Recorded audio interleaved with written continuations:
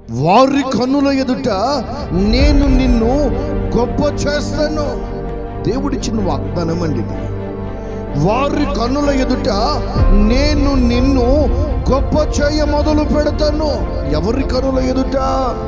ఎవరైతే నిన్ను చూసి అసహించుకున్నారో, ఎవరైతే నిన్ను చూసి తూలి మాట్లాడారో, ఎవరైతే నిన్ను చూసి వ్యర్థమైన మాటలు మాట్లాడారో, వీడు బ్రతికింతే, వీడు బాగుపడడు, వీడి జీవితం ఇంతే అని ఎవరైతే నిన్ను చూసి అసహించుకున్నారో వారి కన్నుల ఎదుట నిన్ను ఆయన గొప్ప చేయటం ప్రారంభిస్తున్నాడు.